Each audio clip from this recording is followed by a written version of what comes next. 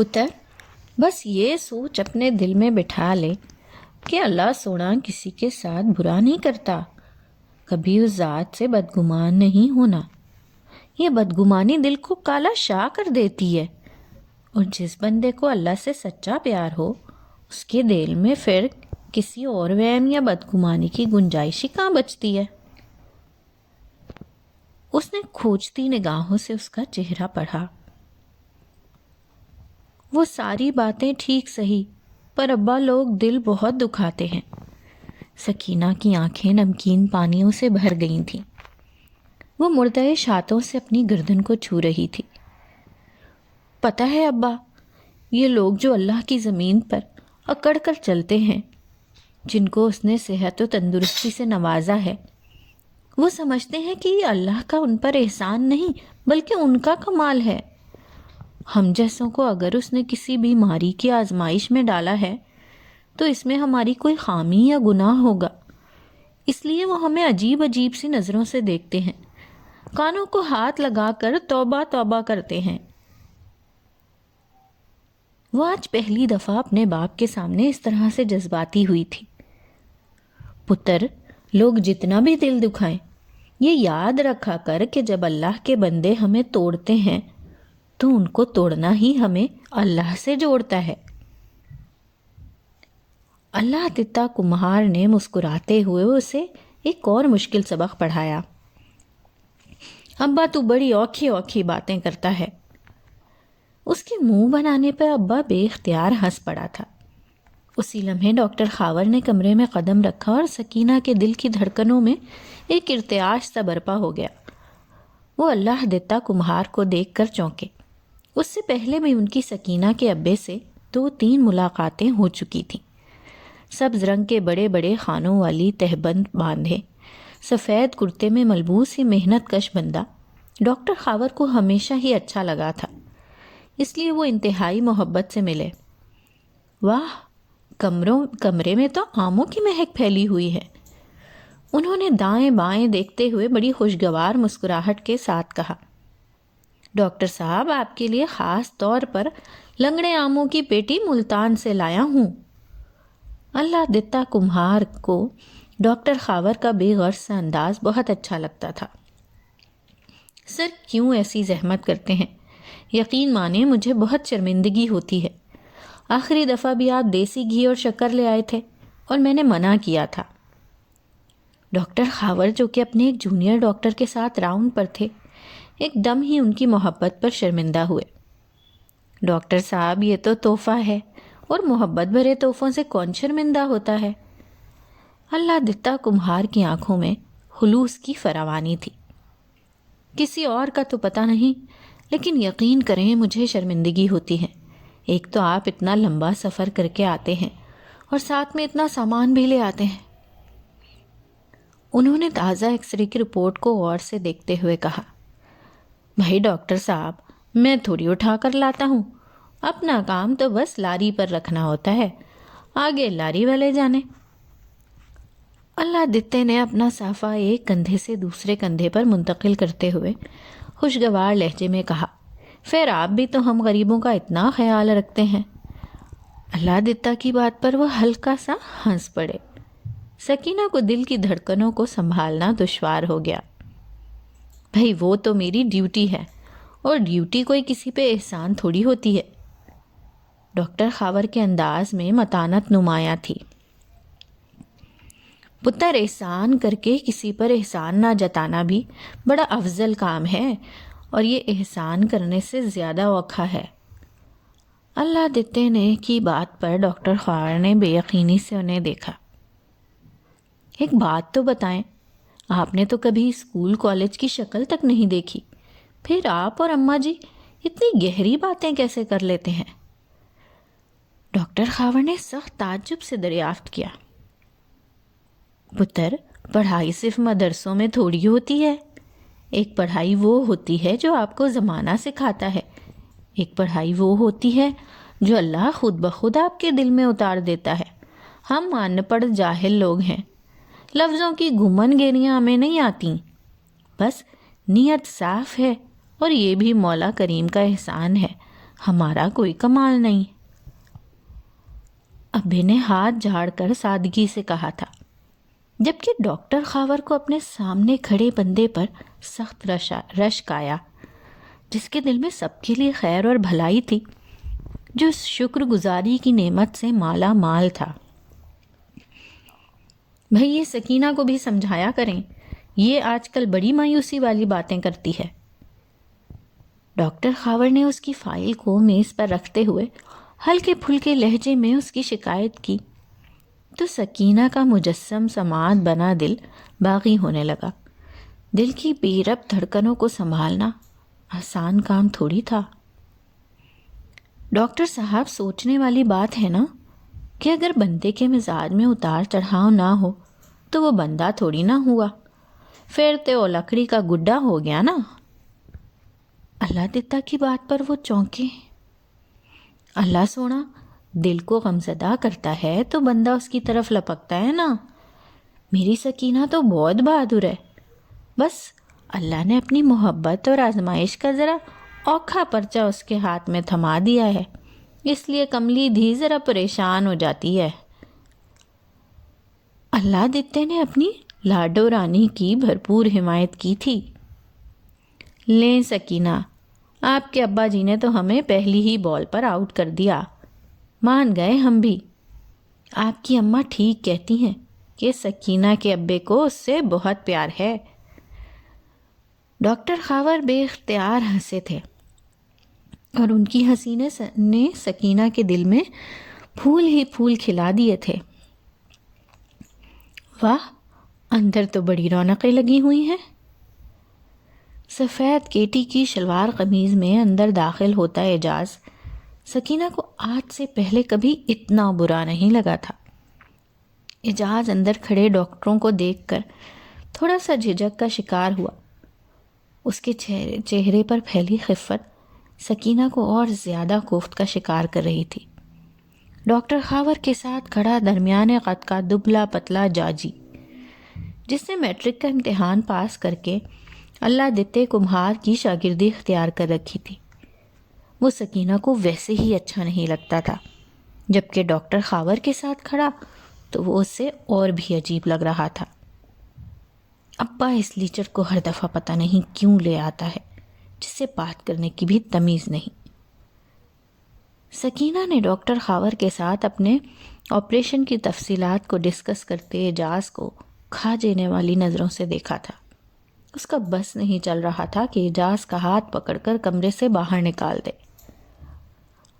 Doctor صاحب، میری دھی کو فٹافٹ ٹھیک کر دیں، پھر یہ جاجی آپ کو اپنی شادی کے میٹھے چاول کھلائے گا۔ جمیلہ مائی کی بات پر سکینہ نے سخت خوفزدہ نظروں سے اماں کو دیکھا، جن کے چہرے پر عجیب سی مسکراہٹ تھی۔ اچھا، کب ہے شادی؟ ڈاکٹر خاور کے چہرے پر خوشگوار سی حیرت پھیلی۔ اللہ سائیں جلدی جلدی وہ ویلا لائے، بس ذرا سکینہ اپنے پیروں پہ کھڑی ہو جائے تو ہم نے فوراً دینگے کھڑکا دینی ہے۔ اپنے جاجی کی منگ ہے نا سکینہ؟ جمیلہ مائی نے ہاتھ میں پکڑا دوائیوں کا شاپر میز پر رکھتے ہوئے ایک جتلاتی سی نظر سکینہ کے بیزار چہرے پر ڈھالی تھی، جہاں لا تعلقی اور خفگی نے اچانک ہی خیمہ لگا لیا۔ اللہ کرے کہ میں کبھی اپنے پیروں پہ کھڑی نہ ہو سکوں۔ جاجی کے چہرے پر پھیلی مسرت دیکھ کر سکینہ کے دل نے بڑی عجیب سی دعا کی تھی، اور وہ دل ہی دل میں اماں سے سخت خفا ہو گئی۔ لگتا ہے کہ اللہ نے بھی چن چن کر سارے نمونے میرے ہی گھر بھیج دیے ہیں۔ عائشہ جیسے ہی گلاس وال کو دھکیل کر اندر داخل ہوئی تو ماما کی سرد اور غصے سے لبریز آواز نے اس کا استقبال کیا تھا۔ اس کے قدم وہیں تھم گئے۔ ناخن چنے چبوا دیے ہیں ان بچوں نے مجھے، سخت بیزار ہو گئی ہوں میں۔ ماما کے لہجے میں باہر کے تپتے موسم سے زیادہ حرارت تھی، اس کا اندازہ تو عائشہ کو ایک لمحے میں ہو گیا تھا۔ سامنے لاؤنج کے بڑے صوفے پر بریزے چکن لان کے سوٹ میں ماما اور ان کے مد مقابل ماہم کے ساتھ سمن آپی کو دیکھ کر اسے خوشگوار سی حیرت ہوئی۔ ٹی وی لاؤنج کے دوسرے حصے میں موہد ان کی طرف پشت کیے لاتعلقی سے انداز میں بیٹھا تھا۔ السلام علیکم۔ اس نے اندر جھانکا تو وہ تینوں خواتین چونک گئی۔ یہاں کا ماحول تو باہر کی نسبتاً زیادہ گرم ہے، اے سی تیز کر دوں کیا؟ اس نے شرارت بھرے انداز میں ماما کے ماتھے کی شکنوں میں بڑی صورت سے اضافہ دیکھا۔ وعلیکم السلام لڑکی، تم کہاں اتنی سخت گرمی میں دورے کرتی پھر رہی ہو؟ سمن آپی نے فوراً اسے محبت سے گلے لگایا۔ ذرا آئینے میں چہرہ دیکھو اپنا، ساری اسکن رف کر لی ہے تم نے۔ سمن آپی کو ویسے ہی اس سے بے تحاشا محبت تھی، لیکن اس وقت تازہ تازہ ماما کی دکھ بھری داستان کے زیر اثر انہوں نے اسے گھور کر دیکھا، جو لاپرواہی سے ٹرالی سے جگ اٹھا کر لیمن اسکواش گلاس میں انڈیل رہی تھی۔ مجھے چھوڑیں، آپ تو اتنی گرمی میں بھی لشکاریں مار رہی ہیں۔ کل ٹی وی پر آپ کا مارننگ شو دیکھا تھا میں نے، آفت لگ رہی تھیں۔ اس نے کنکھیوں سے ماما کے بیزار چہرے کو دیکھتے ہوئے ماہم کے ساتھ والی سیٹ سنبھالی۔ عائشہ، میں تمہارے سارے مسئلے سمجھتی ہوں۔ سمن آپی کھلکھلا کر ہنسی۔ ماہم کی بڑی بہن ہونے کے ناطے وہ اپنی تعریف اپنا حق سمجھ کر وصول کرتی تھیں۔ ویسے بھی دونوں بہنوں کی عادات میں کافی مماثلت تھی اور دونوں ہی حسن کی دولت سے مالا مال تھیں۔ واقعی سمن آپی، یہ میرون کلر آپ پر بہت سوٹ کر رہا ہے اور آپ تو دن بدن نکھرتی جا رہی ہیں۔ عائشہ نے کھلے دل سے انہیں سراہا۔ ظاہر ہے اپنا خیال رکھتی ہیں، وہ تمہاری طرح نہیں کہ سر جھاڑ منہ پہاڑ بن کر اپنی ماں کو ہر جگہ شرمندہ کرواتی پھرو۔ ماما کے سلگ کر بولنے پر ماہم اور سمن آپی بے ساختہ ہنس پڑیں، جبکہ عائشہ نے آنکھ کے اشارے سے ماما کی مشیر خاص ماہم سے ان کی برہمی کا سبب پوچھا۔ اس کی بدقسمتی کہ اس کا اشارہ ماما کی زیرک نگاہوں سے چھپ نہیں سکا تھا۔ یہ ماہم سے کیوں آنکھوں ہی آنکھوں میں پوچھتی پھر رہی ہو؟ مجھ سے براہ راست پوچھ لو۔ ماما کا لہجہ سخت اور ہنوس خفگی لیے ہوئے تھا۔ میں تو آنکھوں ہی آنکھوں میں اس لیے پوچھ رہی تھی تاکہ آپ کو کانوں کان خبر نہ ہو۔ عائشہ کے انداز میں بیش ساختہ سی شوخی جھلکی۔ بیٹا، اتنی بے وقوف نہیں ہوں میں، ساری زندگی تمہارے فوجی باپ کے ساتھ گزاری ہے جو گھر میں بھی ہر وقت کرفیو لگائے رکھتے تھے۔ ماما نے ابرو اٹھا کر اسے دیکھا۔ ہلکے انگوری رنگ کے لون کے سوٹ کے ساتھ اتنی گرمی میں بھی وہ جاگرز پہنے ہوئے تھی۔ چہرہ میک اپ سے مبرہ اور دھوپ کی زیادتی سے مرجھا سا گیا تھا۔ وہ ابھی تک سمجھنے سے قاصر تھی کہ یہ آج توپوں کا رخ اس کی جانب کس خوشی میں ہوا ہے۔ توبہ کریں ماما، کیوں میرے اتنے سویٹ بابا کو بدنام کرتی ہیں؟ عائشہ نے خالی گلاس میز پر رکھتے ہوئے ایک دفعہ پھر شوخی سے لبریز لہجے میں انہیں چھیڑا۔ ویسے یہ کابینہ کا اجلاس خیر سے بلوایا تھا آپ نے؟ اس کی شرارت پر ماہم اور سمنا بھی ایک دفعہ پھر ہنس پڑیں۔ فکر نہ کرو، سینٹ کا یہ اجلاس آنٹی نے نہیں بلوایا، ہم لوگ خود سے انہیں ملنے آئے تھے۔ یہاں آ کر معلوم ہوا کہ تم نے انہیں لارا لگا کر حسب عادت غائب ہو گئی ہو۔ ماہم کی بات پر اس کے ذہن میں جھپاکا سا ہوا۔ اسے ماما کی ناراضگی کی وجہ اچانک ہی سمجھ آ گئی۔ او شٹ! اس نے دونوں ہاتھوں سے سر تھاما۔ آج تو ماما کے ساتھ مسز ہمدانی کے ہاں لنچ پر جانا تھا۔ سو سوری ماما، مصروفیت میں ذہن سے ہی نکل گیا۔ اس کے شرمندہ انداز پر بھی ماما کی برہمی کم نہیں ہوئی تھی۔ تم بہت عجیب و غریب لڑکی ہو عائشہ۔ اپنے جوگرز کے تسمے کھولتے ہوئے وہ سمن آپی کی بات پر کھلکھلا کر ہنس پڑی۔ پہلے فیصلہ کر لیں گے میں عجیب زیادہ ہوں یا غریب؟ عائشہ کے ہلکے پھلکے انداز پر ماہم نے اپنی ستواں ناک چڑھا کر اسے دیکھا۔ محترمہ، آپ سمن آپی سے کیوں پوچھتی ہیں؟ ہم بتا دیتے ہیں۔ ماہم کے لہجے میں طنز کی کاٹ تھی۔ آپ پہلے مدر ٹریسا کے گروپ میں صرف عجیب لگتی تھیں، لیکن اب اپنے حلیے سے دن بدن غریب لگتی ہیں۔ بندہ پوچھے اتنی گرمی میں جوگرز پہننے کی تو کیا بنتی ہے؟ ماہم نے استہزائیہ انداز سے اسے اوپر سے نیچے تک دیکھا۔ یار ماما کو بتا کر گئی تھی کہ آج یونیورسٹی میں تھیلیسیمیا کے مرض میں مبتلا بچوں کے لیے کیمپ لگایا ہے، اور یونیورسٹی میں پتہ ہے نا کتنا چلنا پڑتا ہے۔ اس کا لہجہ سادگی اور نرمی کا امتزاج لیے ہوئے تھا۔ خیر سے یہ تھیلیسیمیا کے بچوں کی خدمت خلق کا خیال میم عائشہ کو کیسے آ گیا؟ روشنی ڈالنا پسند کریں گی؟ ماہم کے طنزیہ انداز پر وہ تھوڑا سا خجل ہوئی۔ ایسے مشورے لینے کے لیے اسے باہر جانے کی کیا ضرورت ہے؟ ماما کے انداز میں بھی آج ضرورت سے زیادہ کڑواہٹ تھی۔ خیر سے باپ اور بیٹی کو ایسے دورے وقتاً فوقتاً پڑتے ہی رہتے ہیں، بندہ کم از کم اپنا اسٹیٹس تو دیکھتا ہے۔ ماما کو سخت غصہ آ رہا تھا کہ اس نے ان کے کینیڈا جانے کے بعد چپ چپاتے ایک فلاحی تنظیم جوائن کر لی تھی۔ کم آن ماما، ہمارے سوشل سرکل میں ساری خواتین کسی نہ کسی این جی او سے وابستہ ہیں، اور اس بات کا تذکرہ بھی وہ بڑے فخر سے کرتی ہیں۔ عائشہ کے ہونٹوں پر آج لگتا تھا کہ مسکراہٹ منجمد ہو گئی ہے۔ وہ فضول کاموں کے لیے سخت گرمی میں صبح و شام سڑک پر مٹر گشت نہیں کرتی، کلب کی میٹنگز میں ہی سارے کام نمٹا لیتی ہیں۔ اللہ جانے یہ ساری دنیا سے نرالی اولاد مجھے ہی کیوں ملی ہے۔ مسز رحیم کا تو آج غصے والا پیمانہ چھلکا ہی پڑا تھا۔ انہوں نے کھا جانے والی نظروں سے عائشہ کو دیکھا جو ریموٹ کنٹرول سے کھیل رہی تھی۔ مجھے لگتا ہے آنٹی عائشہ میں مدر ٹریسا کی روح تحلیل ہو گئی ہے۔ ماہم طنز کرنے میں ماہر تھی، اس بات کا اندازہ تو اسے تھا ہی، لیکن آج اس کا یہ فن عروج پہ تھا۔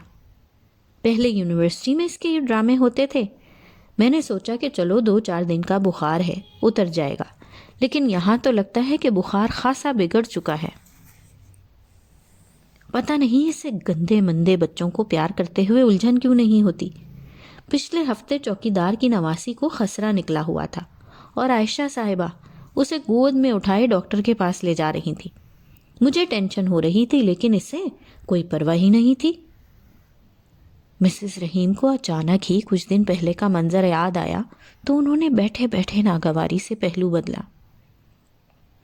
آنٹی یہ تو صرف خسرے کی مریضہ بچی تھی، یہ محترمہ تو ایک دن میری گاڑی کے نیچے آنے والی ایک غلیظ سی بلی کو اٹھا کر جانوروں کے اسپتال لے گئی تھیں۔ یقین کریں مجھے تو دیکھ کر ہی وامٹنگ کا احساس ہو رہا تھا، اور گھر جا کر میں نے ساری گاڑی واش کروائی۔ ماہم کے لہجے کی تلخی سے عائشہ کو پہلی دفعہ احساس ہوا کہ آج واقعی اس کے ستارے گردش میں تھے۔ مائی گاڈ، عائشہ کیا چیز ہو تم؟ سمن آپی نے ٹیشو پیپر سے ہونٹوں کے کونوں کو نزاکت سے صاف کیا اور اب تعجب سے اسے دیکھتے ہوئے مسلسل مسکرا رہی تھی۔ مائی گاڈ، ذرا سا لنچ بھول جانے پر آپ لوگ اس طرح سے پرانے کھاتے کھول کر بیٹھ جائیں گے، مجھے اس چیز کا اندازہ ہوتا تو یہ غلطی کبھی نہ کرتی۔ عائشہ کے لہجے میں بھی ہلکی سی ناگواری در آئی تھی۔ بری بات عائشہ، ایسی باتوں کا خیال رکھتے ہیں، لڑکیوں کو اتنی لاپرواہی سوٹ نہیں کرتی۔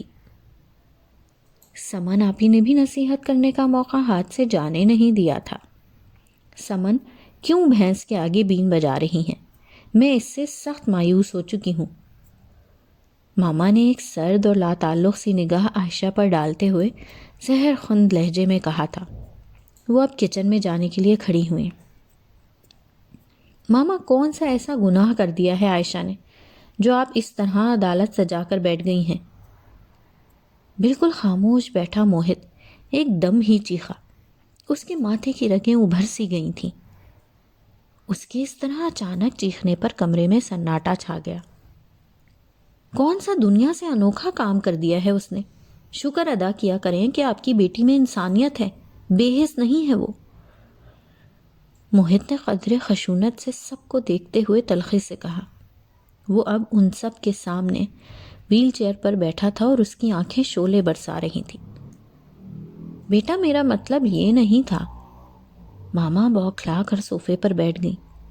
مہمانوں کی موجودگی میں موہت کے مشتعل ہونے سے وہ سخت گھبرا گئیں، ان کے اعصاب تن سے گئے۔ میں بچہ نہیں ہوں، مجھے سب چیزوں کے مطلب سمجھ میں آتے ہیں۔ اس نے غصے سے ہاتھ میں پکڑا انگلش میگزین گھما کر دیوار میں دے ڈالا تو سبھی دم بخود رہ گئے۔ فار گاڈ سیک ماما، اپنی اولاد کی جن چیزوں پر آپ کو فخر کرنا چاہیے آپ ان پر شرمندہ ہوتی پھرتی ہیں، کیسی ماں ہیں آپ؟ وہ پتھریلے لہجے اور بیگانگی سے بھرپور آنکھوں سے ان چاروں کو دیکھ رہا تھا جو شدید اعصابی تناؤ کا شکار نظر آ رہی تھی۔ انہوں نے اس سے پہلے موہت کا یہ روپ بھلا کب دیکھا تھا؟ عائشہ کو اس کی زندگی جینے دیں، کیوں اسے مصنوعی چیزیں سکھاتی ہیں، اسے بے حس ہونے کا سبق دیتی ہیں؟ چہرے پر لیپا پوتی کرنے سے انسانی روح شفاف نہیں ہو جاتی۔ چہرے کی رنگت کو سنوارنے کے بجائے اسے لوگوں کی زندگیوں کو سنوارنے دیں۔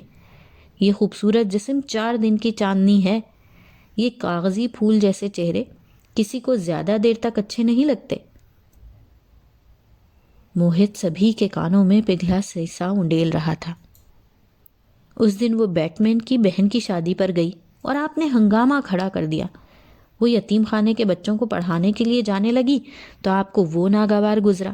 سارا دن وہ کسی بیوٹی سیلون میں پیسے برباد کرے تو یہ آپ کو قبول ہے، وہ پیسے کسی غریب کے کام آ جائیں یہ بات آپ کو پسند نہیں۔ موہت کے اس غیر معمولی انداز نے عائشہ کو بھی مخمصے میں ڈال دیا۔ وہ نہ جانے کہاں کا غصہ کہاں نکال رہا تھا۔ بیٹا، یہ مالی چوکیدار اور ملازموں کی مدد کرنے سے میں نے کبھی نہیں روکا، لیکن اس طرح ان کے گھروں میں جا کر ان کے بچوں کو پڑھانا ہمارا اسٹیٹس نہیں۔ ماما نے بوکھلا کر وضاحت دینے کی کوشش کی جو ان کے گلے ہی پڑ گئی۔ یہ اسٹیٹس کی بات کم از کم میرے سامنے نہ کیا کریں۔ کیا ہے آپ کا اسٹیٹس؟ ذرا آج بتا ہی دیں۔ اس نے ایک دم بھڑک کر انگلی کے اشارے سے پوچھا۔ یہ بدبودار بے حسی اور خود غرضی کی اینٹوں سے بنا آپ کا اسٹیٹس جس میں انسانیت نام کی کوئی سی چیز کی کوئی گنجائش ہی نہیں، یہ روپے پیسے کی چمک دمک سے بنا اسٹیٹس جس کی ہر چیز سے مصنوعی پن ٹپکتا ہے، جہاں انسان کے وزن کا اندازہ اس کی مالی حیثیت سے لگایا جاتا ہے۔ تو آپ بھی آج یہ اپنی غلط فہمی دور کر لیں۔ اگر آپ کے گلے میں لیفٹیننٹ جنرل عبد الرحیم کے مسز ہونے کا ٹیگ نہ ہو تو کوئی آپ پر ایک نظر ڈالنا بھی پسند نہ کرے۔ وہ کسی ٹوٹتی چٹان کی طرح تڑخا تھا۔ ماں کو اس کی بات پر دھچکا سا لگا۔ اس اسٹیٹس میں آپ کی ذاتی حیثیت کہاں ہے؟ کبھی سوچا ہے آپ نے؟ اس کی آنکھوں سے شرارے نکلے۔ کمون بھائی، کیا ہو گیا ہے؟ دفع کریں ان باتوں کو۔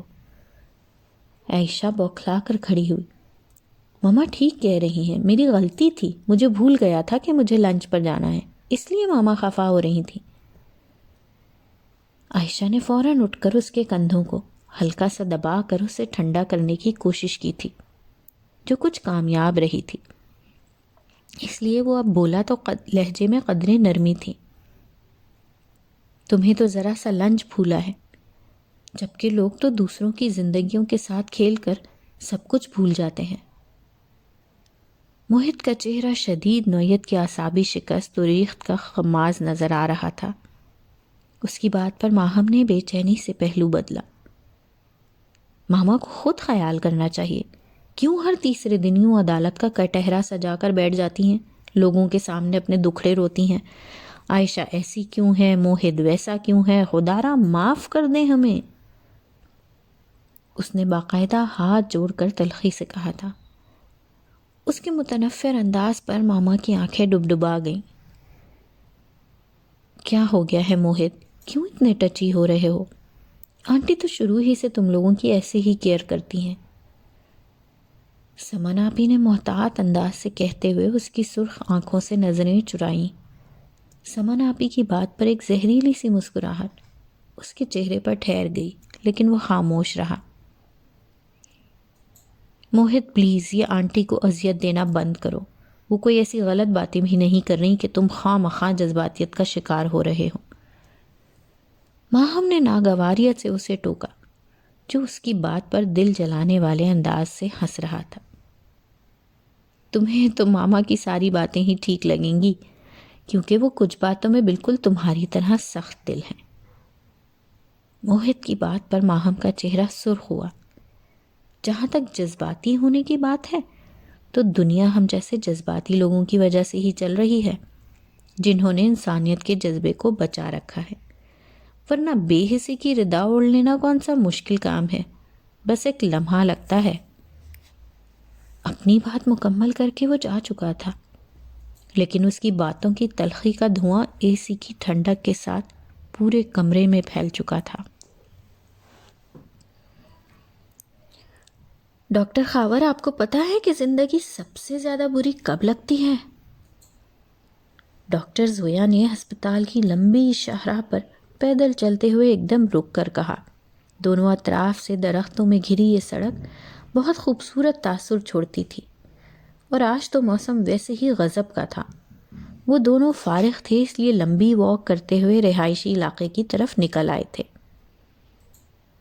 نہیں زویا، مجھے ایسا کوئی تجربہ نہیں۔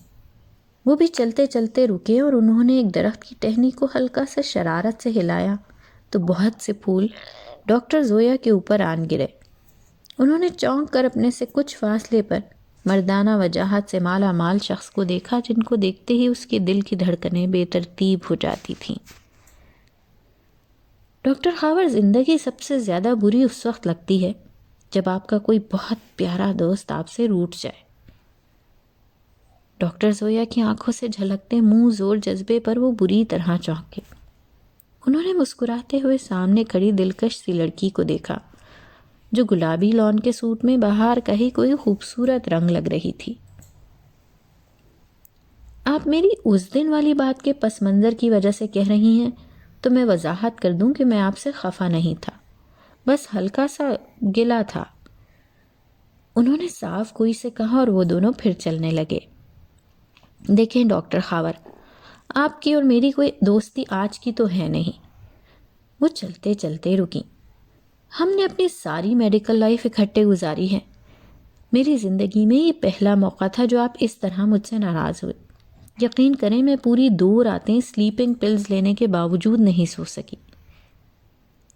ڈاکٹر زویا کی آنکھوں میں ایک خاموش سا شکوہ تھا۔ آئی ایم سوری زویا، میرا مقصد آپ کو تکلیف دینا نہیں تھا۔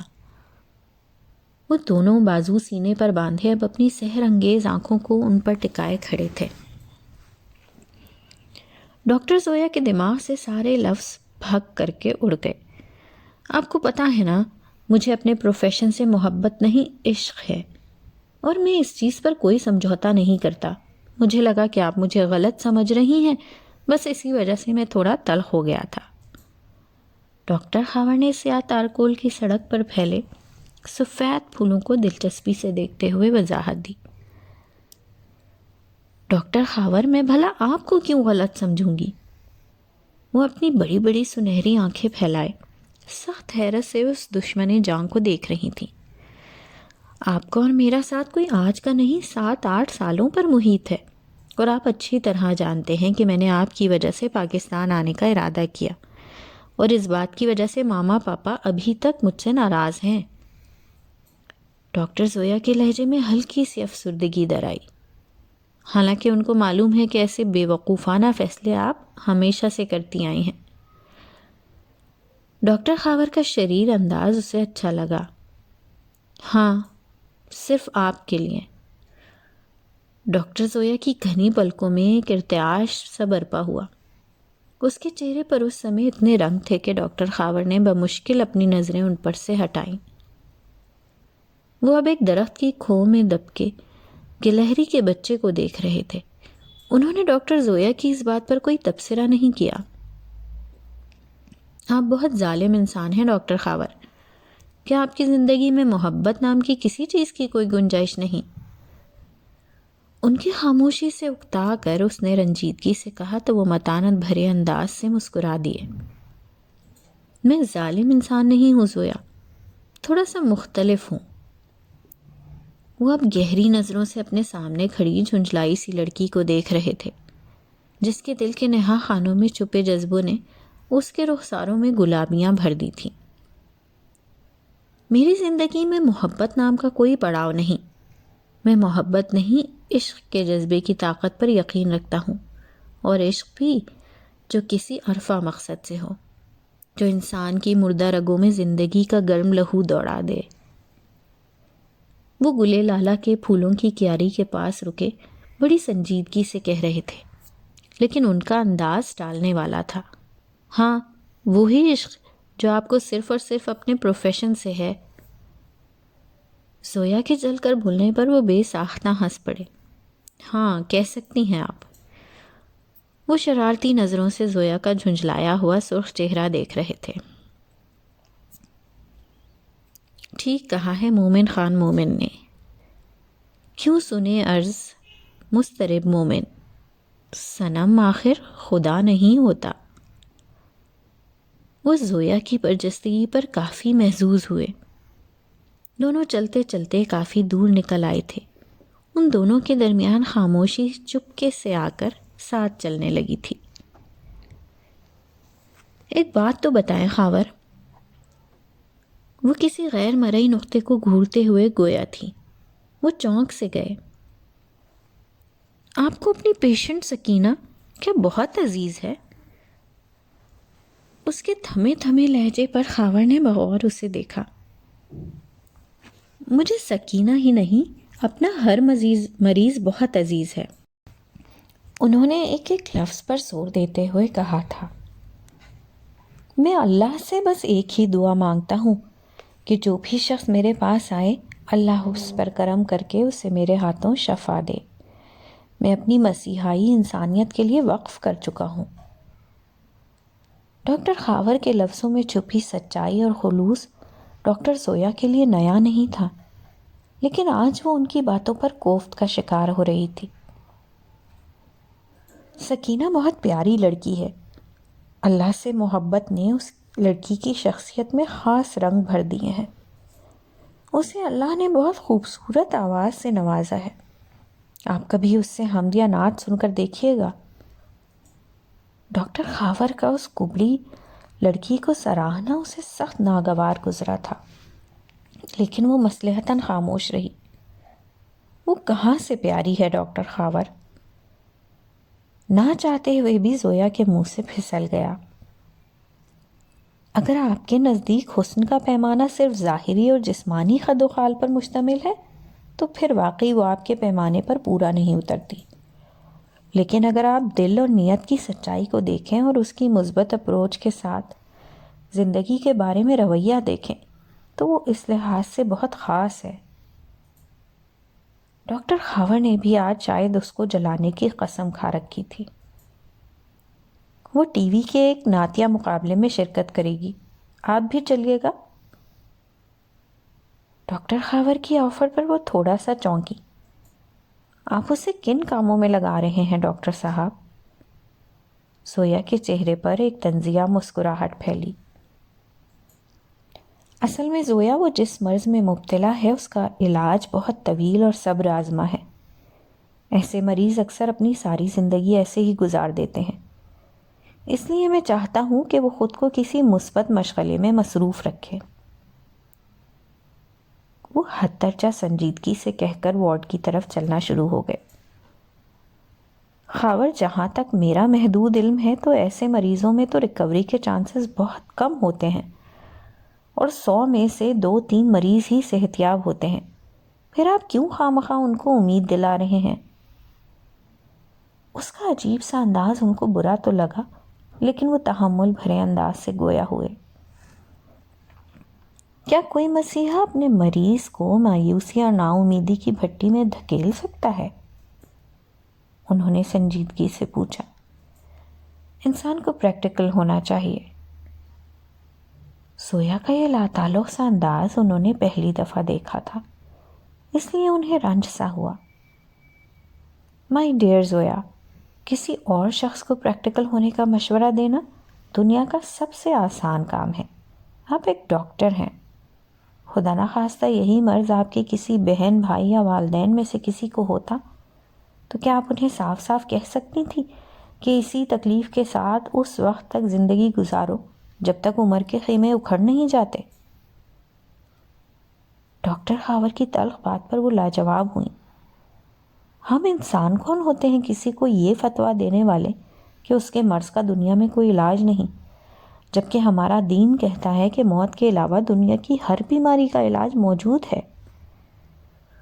انہوں نے سنجیدگی سے ڈاکٹر زویا کا خفت زدہ چہرہ دیکھا۔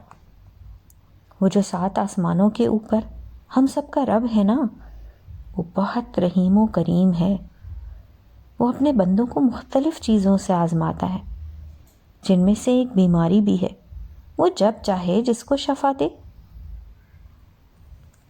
ڈاکٹر خاور کی باتوں سے اسے بالکل چپ لگ گئی تھی۔ وہ اب خاموش سی لمبی سڑک پر چلنے لگی، جس کا اختتام دور دور تک نظر نہیں آ رہا تھا۔ It's amazing, so beautiful.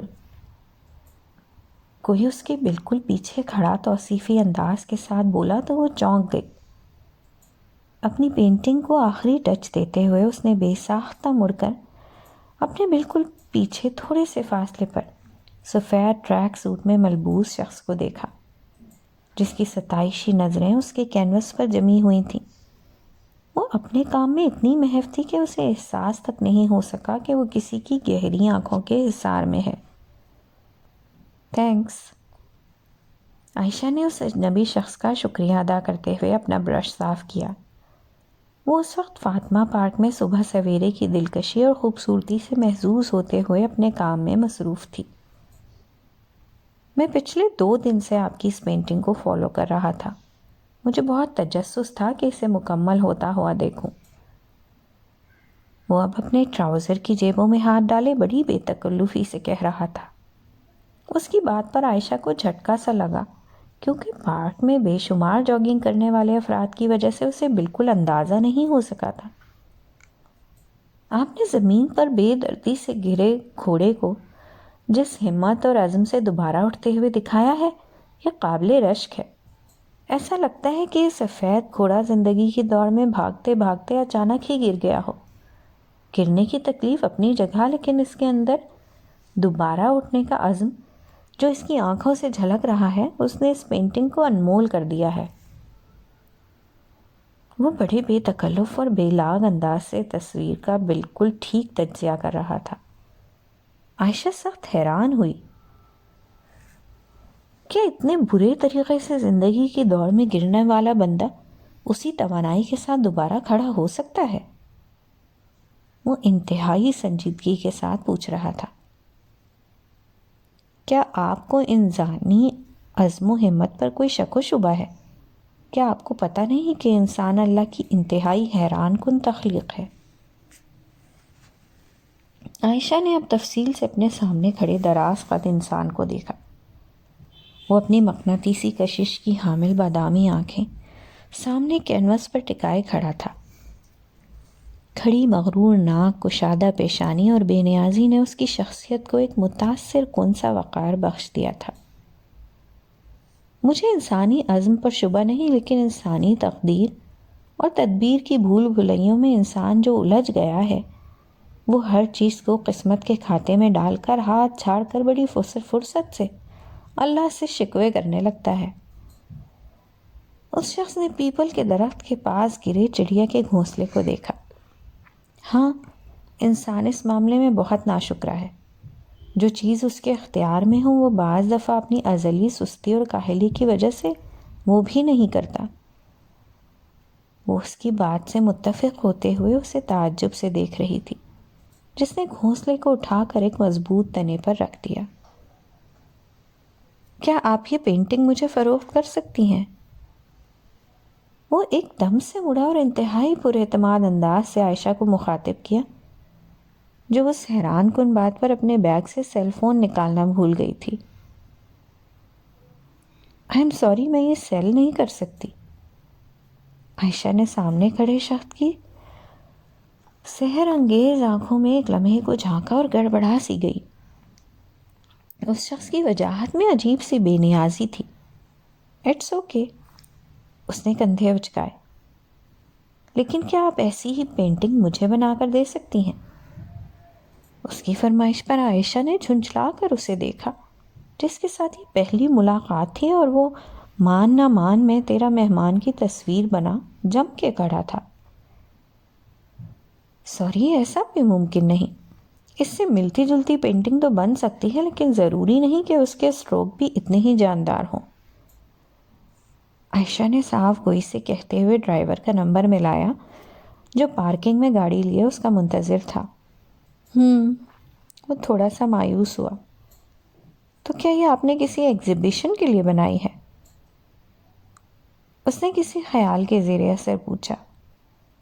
نہیں، یہ پینٹنگ مجھے اپنے بھائی کو تحفے میں دینی ہے، اس نے بغیر کسی لگی لپٹی کے صاف گوئی سے کہا۔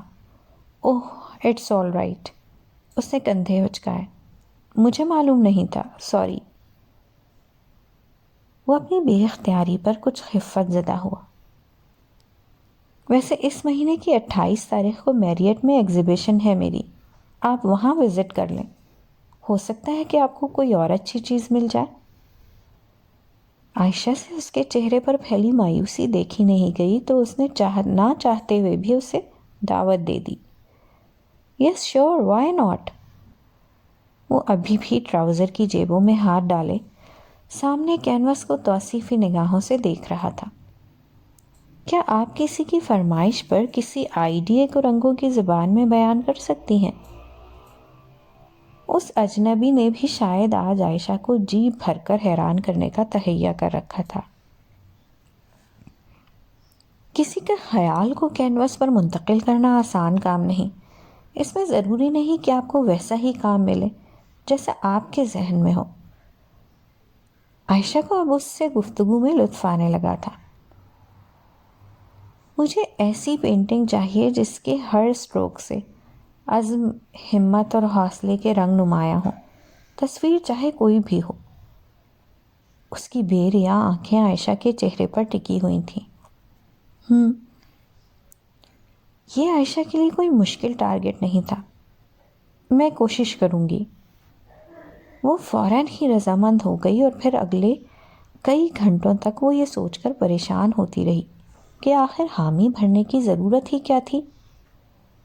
جزاک اللہ۔ اس نے گردن کو ہلکا سا خم دے کر اس کا شکریہ ادا کیا اور پھر اپنا نام پتہ بتائے بغیر ٹریک کی طرف دوڑنے لگا۔ یار بہت عجیب شخص تھا، مجھے تو حیران کر گیا۔ شام کو وہ ماہم کو سارے دن کی رودات سناتے سناتے یہ قصہ بھی سنا بیٹھی۔ پرسنالٹی کیسی تھی؟ ماہم نے اپنے مطلب کی بات سب سے پہلے پوچھی۔ اپالو کا مجسمہ۔ عائشہ کی زبان پھسلی تو ماہم کھلکھلا کر ہنس پڑی۔ تھینکس گاڈ، خوبصورت چیز کو سراہنے والی حس تم میں بھی موجود ہے۔ بائی گاڈ، میں نے اسے غور سے نہیں دیکھا، بس اس کو ذہن میں لاتے ہی جو پہلا نام ابھرا وہ تمہیں بتا دیا۔ اسے ماہم کی معنی خیز نظروں سے الجھن ہوئی تھی۔ تبھی میں کہوں کہ محترمہ بھاگ بھاگ کر پارکوں میں ہی اپنا کام کرنے کیوں جاتی ہیں، اور وہ بھی اندھیرے منہ۔ ماہم کو اس کا گھبرایا ہوا چہرہ لطف دے رہا تھا۔ کچھ خدا کا خوف کرو ماہم، تمہیں پتہ تو ہے کہ مجھے بھیڑ بھاڑ سے کتنی الجھن ہوتی ہے، اور میرا تو ہمیشہ سے یہ معمول رہا ہے کہ میں اکثر صبح سویرے ہی کسی پارک میں اپنے کام کو نپٹاتی ہوں۔ عائشہ نے جھنجھلا کر اسے صفائی دی، جو شوخی سے آنکھیں گھما گھما کر اسے بغور دیکھ رہی تھی۔ مجھے تو آج پتہ چلا ہے کہ صبح سویرے اتنے ہینڈسم لوگ بھی جاگنگ کے لیے آتے ہیں جن کو دیکھ کر سارا دن فریش گزرتا ہے۔ وہ تھوڑا سا مزید شریر ہوئی۔ زیادہ ہی فریش ہونے کا شوق ہے تو بسم اللہ کرو، صبح تمہیں بھی پک کر لوں گی۔ عائشہ جل کر بولی۔ اسے علم تھا کہ صبح جلدی اٹھنے سے اس کی جان جاتی تھی۔ توبہ کرو یار، کون صبح سویرے اٹھے، میں ایسے ہی ٹھیک ہوں۔ ماہم نے فوراً کانوں کو ہاتھ لگائے۔ یہ عشق نہیں آساں مائی ڈیئر۔ اب کے تنگ کرنے کی باری عائشہ کی تھی۔ ماہم اس کی بات پر کھلکھلا کر ہنس پڑی۔ ارے اماں، یہ تیرا جاجی یہاں سے کب جائے گا؟ سکینہ نے ہاتھ میں پکڑا ڈائجسٹ میز پر پٹختے ہوئے آج اماں سے صاف صاف بات کرنے کی ٹھان ہی لی۔ کیوں؟ تجھے کیا کہتا ہے وہ جو اتنی اوکھی ہو رہی ہے؟ اماں نے کچھ دنوں سے اس سے عجیب سی بے رخی اختیار کر لی تھی۔ اس کی یہ لا تعلقی سکینہ کو اور زیادہ بدگمان کر رہی تھی۔ ضروری نہیں ہوتا کہ ہر بات زبان سے ہی کہی جائے۔ پھر جب وہ ابے کے ساتھ واپس چکر جا رہا تھا تو کیا ضرورت تھی اس کو یہاں روکنے کی؟ سکینہ کے اماں سے گلے بڑھتے ہی جا رہے تھے۔ تجھے ضرورت نہ ہو لیکن مجھے تو ضرورت تھی۔ پرائے دیس میں کسی مرد ذات کا ہونا بہت ضروری ہوتا ہے۔ اماں نے اپنا فریم اٹھاتے ہوئے دلیل دی۔ اس کی اس دلیل پر ایک استہزائیہ سی مسکراہٹ سکینہ کے چہرے پر ٹھہر گئی۔ واہ اماں، مرد ذات کی کمی کا تجھے بڑی جلد احساس ہو گیا ہے۔ پچھلے 7-8 سالوں میں تو تجھے کبھی یہ خیال نہیں آیا تھا۔ سکینہ نے تڑخ کر بدلحاظی سے کہا، ہاں تو یہ کون سی انوکھی گل ہے، اب خیال آ گیا تو تجھے کیا مسئلہ ہے؟ جمیلہ مائی کی تیوری کے بل گہرے ہوئے۔ مجھے مسئلہ ہے تو رولا ڈال رہی ہوں۔ اس کے ذہن و دل سخت کھولن کی زد میں تھے۔ ایسے ہی آتے جاتے فری ہونے کی کوشش کرتا ہے، کبھی رسالے کتابیں اٹھا لاتا ہے، کبھی سیانہ بن کے ڈاکٹروں سے میرا علاج پوچھنے لگتا ہے۔ سخت زہر لگتا ہے مجھے۔ سکینہ پھٹ ہی تو پڑی تھی۔ جمیلہ مائی نے تعصب بھرے انداز سے سر ہلایا۔ پتر بوتا اوپر نہیں ویکھ دے، کدی کدی آسماناں نوں بوتا ویکھن نال بندے دی گردن اکڑ جاندی ہے۔ لبدا کچھ بھی نہیں تے بندہ مفت دی تکلیف وچ پہ جاندا ہے۔ جمیلہ بائی نے مشکل خود کو تلخ ہونے سے روکا۔ اماں تجھے کیا ہے، میری گردن ٹوٹے گی نا تو ٹوٹنے دے۔ وہ سخت بدظن تھی۔ اماں کے دل کو دھچکا لگا تھا۔ اس نے خاموشی سے اٹھ کر کھڑکی کا پردہ ہٹایا۔ سامنے ہی آسمان گہرے سیاہ بادلوں کی آماج گاہ بنا ہوا تھا۔ اسلام آباد کا موسم بھی اس کی بیٹی کے مزاج کے موسم کی طرح دھوپ چھاؤں جیسا تھا۔ اماں آج اس سے واقعی خفا ہو گئی تھی، اس لیے اس نے اس کی بات پر کوئی تبصرہ نہیں کیا تھا۔ سکینہ نے بانو قدسیہ کی راجہ گدھ اٹھا لی تھی۔ اس کی نظریں کتاب کے صفحات پر، جبکہ ذہن میں مختلف سوچوں نے ادھم سا مچا رکھا تھا۔ باہر بادل ایک دم زور سے گرجے۔ سکینہ نے کتاب سے نظریں ہٹا کر باہر لان میں دیکھا۔ سامنے درخت کے نیچے رکھے بینچ پر بیٹھا اعجاز اپنے سیل فون پر اللہ جانے کس سے باتوں میں مگن تھا۔ وہ پچھلے 3 دن سے ان دونوں کا سایہ بنا ہوا تھا۔ ہر گھنٹے 2 گھنٹے بعد کمرے میں جھانک کر جمیلہ مائی سے پوچھتا تھا کہ کسی چیز کی ضرورت تو نہیں۔ اس کی آمد پر سکینہ کے چہرے پر پھیلنے والی بیزاری جمیلہ مائی کو بہت دکھی کرتی تھی، لیکن اس کا مسئلہ تھا کہ وہ اپنی اکلوتی دھی کو کچھ کہہ نہیں پاتی تھی۔ اس کا بس نہیں چلتا تھا کہ وہ سکینہ کے دل کی سلیٹ سے ڈاکٹر خاور کا نام ایک لمحے میں مٹا دے۔ آسمان سے گرنے والی بوندیں بڑی قوت سے زمین کی گود میں گر رہی تھیں۔ بوندوں کے تسلسل میں روانی تھی۔ نم ہوا سکینہ کے چہرے سے ٹکرا کر اسے طمانینت کا احساس بخش رہی تھی۔ موسم کی خوشگواریت نے اس کے مزاج پر اچھا اثر چھوڑا تھا۔ اس نے کنکھیوں سے سوئی میں دھاگا ڈالتی اماں کو دیکھا، جن کے چہرے کی نرمی میں ایک محسوس کی جانے والی سنجیدگی چھلک رہی تھی۔ اسے اماں سے کچھ دیر پہلے کی جانے والی بدتمیزی پر ندامت سی ہوئی۔ اماں کیا ناراض ہے مجھ سے؟ اس کے خفت زدہ چہرے پر جمیلہ مائی نے سر اٹھایا۔ کمرے میں اندھیرا بڑھنے سے سوئی میں دھاگا ڈالنے میں دقت ہو رہی تھی۔ ناراض ہو کے مجھ نہ مانی نے کہاں جانا ہے؟ ہماری تو مجبوری ہے پتر، ایک کو ایک اولاد ہے۔ جب اللہ سے اتنی فرمائشیں کر کے لی ہے تو من تو مرادوں والی اولاد کے نخرے بھی ہمیں ہی سہنے ہیں نا۔ جمیلہ مائی کا لہجہ افسردگی میں ڈوبا ہوا تھا۔ اماں تو میری بات پر ناراض نہ ہوا کر، میں ٹھہری پاگل، تو میری سیانی اماں ہے نا۔ اس نے اماں کو مسکا لگانے کی ایک کوشش کی۔ پتر اولاد بھی اللہ کی طرف سے ایک امتحان ہی ہوتی ہے۔ سارے سیانے پن کے سبق اس کی محبت میں دھرے کے دھرے رہ جاتے ہیں۔ تجھے صرف اس لیے سمجھاتی ہوں کیونکہ تیری اداسی میرا دل چیرتی ہے، اور میں سونے رب سے تیرے لیے پتہ نہیں کیا کیا مانگنے لگتی ہوں۔ اللہ جانے وہ تیرے لیے بہتر بھی ہے کہ نہیں۔ جمیلہ مائی نے ایک دفعہ پھر سوئی میں دھاگا ڈالنے کی کوشش کی۔ ادھر لا اماں، میں ڈال دوں دھاگا، تو خواہ اندھیرے میں ٹامک ٹوئیاں مار رہی ہے۔ سکینہ نے اماں کو چھیڑا۔ یہی چیز میں تجھے سمجھاتی ہوں کہ پرائے اندھیرے میں ہاتھ پیر مارنے سے کچھ نہیں ملتا، اپنی چھوٹی موٹی روشنی میں گزارا کرنا سیکھ لے۔ اماں کی گہری بات پر وہ ایک لمحے کو ساکت رہ گئی۔ اچانک اس کی نظر کھڑکی سے باہر لان کے پاس پارکنگ میں پڑی۔ ڈاکٹر خاور نے بارش کی تیز بوچھاڑ سے بچنے کے لیے چھاتا کھولا تھا۔ ان کے ساتھ ہنستی ہوئی ڈاکٹر زویا کو دیکھ کر سکینہ کو سخت دھچکا لگا۔ ڈاکٹر خاور نے چلتے چلتے جھک کر ڈاکٹر زویا سے کچھ کہا تھا کہ وہ کھلکھلا کر ہنس پڑی تھی۔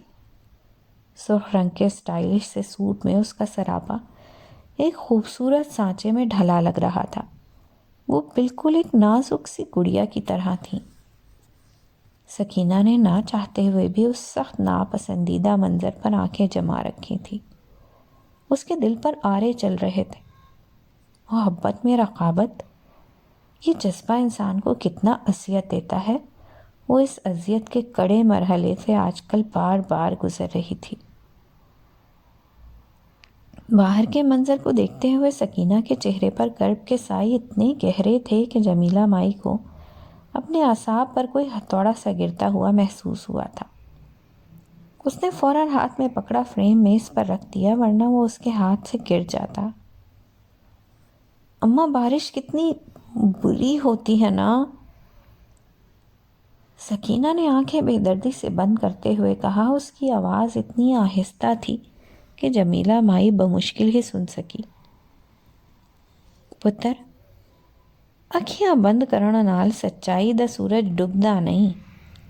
دل تے پیر رکھنا سیکھ لے دھی رانی، تے تیری زندگانی آسان ہو جاوے گی۔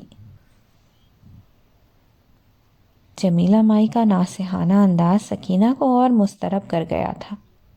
اماں نے فوراً اٹھ کر کھڑکی بند کر دی تھی۔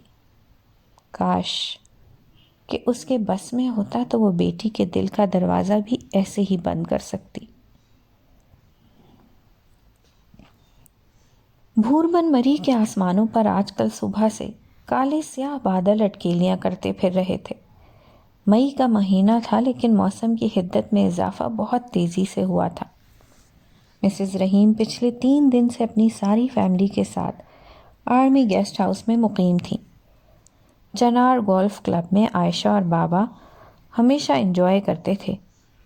اس وقت وہ سفید ٹراؤزر پر پنک شرٹ پہنے لائم جوس کے ہلکے ہلکے سپ لیتی ماما اور اس کے ساتھ میس ہال کے برآمدے میں رکھے کین کے صوفے پر براجمان تھیں۔ اس کی نظریں سامنے لش گرین لان پر جمی ہوئی تھیں، جہاں بابا اپنے دوست کے ساتھ ایک دفعہ پھر گولف کھیلنے میں مگن تھے۔ سامنے گول گیند نما کرسیوں کے پاس موہت اپنی ویل چیئر پر کسی سوچوں میں گم تھا۔ ماما، کیا ہوا ہے؟ پچھلے 3 دن سے آپ سخت رنجیدہ ہیں۔ عائشہ نے مسز رحیم کو مخاطب کیا، جو خاصی افسردہ تھی۔ بھور بن کے خوشگوار موسم نے بھی ان کے مزاج پر کوئی اثر نہیں ڈالا تھا۔ عائشہ، میں موہت کی طرف سے سخت خوفزدہ ہو گئی ہوں۔ مجھے ابھی تک یقین نہیں آ رہا کہ موہت ایسا بھی کر سکتا ہے۔ اتنا غصہ، اتنا اشتعال اور اتنی بدگمانی۔ اس نے اس دن اپنے کمرے کی ہر چیز توڑ دی۔ مائی گاڈ! مسز رحیم کو 5 دن پہلے کا منظر بھولتا ہی نہیں تھا، جب موہت نے ایک طوفان برپا کر دینے کے بعد خود کو اپنے کمرے میں مقید کر لیا تھا۔ تب عائشہ نے گھبرا کر بابا کو فون کیا، جو پہلی فلائٹ پر پشاور سے اسلام آباد پہنچے۔ انہوں نے ہی آ کر پورے 48 گھنٹوں کے بعد موہت کے کمرے کا دروازہ کھلوایا تھا۔ پچھلے 3 دن سے وہ لوگ اپنی ساری مصروفیات کو پسے پشت ڈالے بھور بن میں تھے۔ ماما، ہم نے بھی تو حد ہی کر دی تھی، ان کو گھر میں ڈال کر اپنے اپنے کاموں میں مصروف ہو گئے۔ عائشہ آج کل ضرورت سے زیادہ بھائی کی طرفداری کرنے لگی تھی۔ آپ اور بھابا گھر نہیں تھے اور میں اپنی سولو ایگزیبیشن کی تیاریوں میں مگن۔ ایسے میں بھائی کو لگنا ہی تھا نا کہ کسی کے پاس بھی ان کے لیے وقت نہیں۔ عائشہ نے ہاتھ میں پکڑا گلاس میز پر رکھا، جبکہ مسز رحیم کے دل پر ایک بوجھ سا آن گرا۔ بیٹا، ہم سب تو شروع سے ہی اپنی اپنی لائف میں مگن ہیں، لیکن موہت کا مزاج اتنا جارحانہ ہوگا، اس کا مجھے پہلی دفعہ اندازہ ہوا ہے۔ وہ ابھی تک سخت تشویش کا شکار تھی۔ ماما، پہلے کی بات اور تھی، اب بھائی کے ساتھ اتنا بڑا حادثہ ہوا ہے، آپ یہ بات کیوں بھول جاتی ہیں؟ عائشہ نے نرم لہجے میں انہیں یاد دلایا۔ لیکن بیٹا، میرا نہیں خیال کہ آرمی کی تربیت کے بعد بھی کوئی شخص اپنی ذات کے بارے میں اتنی جذباتیت کا شکار ہو سکتا ہے۔ مسز رحیم کے انداز میں بے یقینی اور تعجب کی فراوانی تھی۔ انہیں اس دن کا صدمہ بھولتا ہی نہیں تھا۔ ماما، مجھے ایک بات کی سمجھ نہیں آتی کہ آپ لوگ آرمی والوں کو پتھر کیوں سمجھنے لگتے ہیں؟ ان کے سینوں میں بھی دل ویسے ہی دھڑکتا ہے جیسا کہ عام انسانوں کے۔ ان کو بھی اتنی ہی تکلیف ہوتی ہے جتنی ہمیں۔ عائشہ کے لہجے میں ایک محسوس کی جانے والی برہمی بالکل فطری تھی۔ میرا یہ مطلب ہرگز نہیں تھا بیٹا۔ مسز رحیم نے گھبرا کر صفائی دی۔ آپ خود سوچیں کہ کسی جیتے جاگتے انسان کے وجود کا ایک حصہ اس سے علیحدہ ہو جائے تو اس کے دل پر کیا بیتتی ہے۔ اس کے کرب اور تکلیف کا اندازہ وہی کر سکتا ہے جو اس سانحے سے گزرا ہو۔ عائشہ نے انتہائی دکھ اور تکلیف سے اپنے بھائی کو دیکھا، جس کے قدموں کے نیچے کبھی زمین ہوا کرتی تھی اور اب وہ بالکل بے بس تھا۔ یہ سب تو اللہ کے کام ہے بیٹا، اس نے وطن کے لیے اپنے وجود کا قیمتی حصہ دیا ہے، اللہ اسے اس کا اجر ضرور دے گا۔ مسز رحیم نے ویٹر کو پائن ایپل جوس لانے کا اشارہ کیا تھا۔ عائشہ اٹھ کر گولف کلب کے لان کی طرف چل پڑی۔ موسم کتنا بدل گیا ہے نا؟ عائشہ نے بہت محبت سے پیچھے سے آ کر اپنے بھائی کے گلے میں بازو ڈالے۔ یہ اس کی محبت کے انداز کا ایک مخصوص انداز تھا، جس پر کسی زمانے میں موہت بہت چڑھا کرتا تھا۔ وہ جیسے کسی گہری نیند سے جاگا۔ اس نے سورج سے گردن اٹھا کر دیکھا۔ موسم تو بدلنے میں پھر بھی کچھ نہ کچھ وقت لیتے ہیں، لیکن انسان تو موسموں سے بھی زیادہ سورج سے تبدیل ہوتا ہے، بالکل گرگٹ کی طرح لمحوں میں کئی رنگ بدلتا ہے۔ عائشہ نے موہت کے چہرے پر پھیلا تلخی کا دھواں اپنے دل میں اترتا محسوس کیا تھا۔ وہ اس کے سامنے سفید گیند نما کرسی پر بیٹھ گئی۔ ایسے گرگٹ نما دوستوں کے بدلنے پر خود کو دکھی کرنا کہاں کی دانش مندی ہے بھائی۔ اس کے ناصحانہ انداز پر وہ زبردستی مسکرایا۔ وہ اس کی بات کے پیچھے چھپے معنی کو سمجھ چکا تھا۔ دل کو ایسی باتیں آسانی سے سمجھ آ جائیں تو اسے دل کون کہے؟ وہ کسی گہری سوچ کے زیر اثر تھا۔ دل کو خود پر اتنا سوار نہیں کرتے، ورنہ یہ زندگی کو تنگ کرنے کے سوا کچھ نہیں کرتا، اس کی باگیں اپنے کنٹرول میں رکھتے ہیں۔ عائشہ کے مشورے پر وہ پھیکے سے انداز کے ساتھ مسکرایا۔ دل کی باگیں کیسے کنٹرول میں رکھتے ہیں؟ وہ سخت رنجیدگی سے سامنے سے گزرتے ہوئے گھوڑوں کو دیکھ رہا تھا۔ ہارس رائڈنگ اس کا جنون تھی۔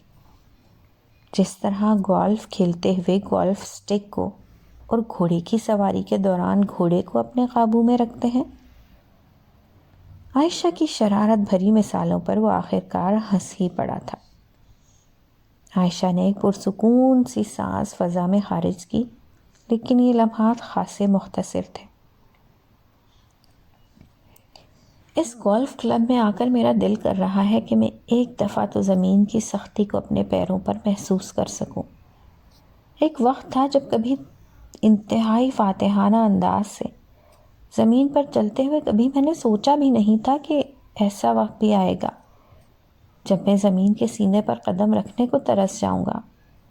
انسان کتنا عجیب ہے نا، زندگی میں ہمیشہ بہترین کے لیے سوچتا ہے لیکن خود کو کبھی بدترین کے لیے تیار ہی نہیں کرتا، پھر میری طرح قنوطیت کے جال میں پھنس کر کڑتا رہتا ہے۔ اس کے سنجیدہ لہجے میں دکھ کی آنچ آ رہی تھی۔ بھائی، کبھی کبھی میں سوچتی ہوں کہ انسان کو بناتے ہوئے اللہ نے کیا یہ سوچا ہوگا کہ اس کی مٹی میں مایوسی اور نا امیدی خود بخود شامل ہو جائے گی۔ وہ ہلکے پھلکے انداز میں گویا ہوئی تو اس نے انتہائی محبت سے اپنی سادہ دل بہن کو دیکھا، جس کا بس نہیں چلتا تھا کہ موہد رحیم کو ایک لمحے میں بھرپور زندگی گزارنے پر راضی کر لے۔ کیا مطلب؟ اس نے الجھ کر بڑی ٹٹولتی ہوئی نظروں سے عائشہ کو دیکھا۔ جس دن آپ اس بات کا یقین کر لیں گے کہ آپ کی قسمت میں ان تمام چیزوں کو ایسے ہی شامل ہونا تھا، یقین کریں زندگی میں سکون آ جائے گا۔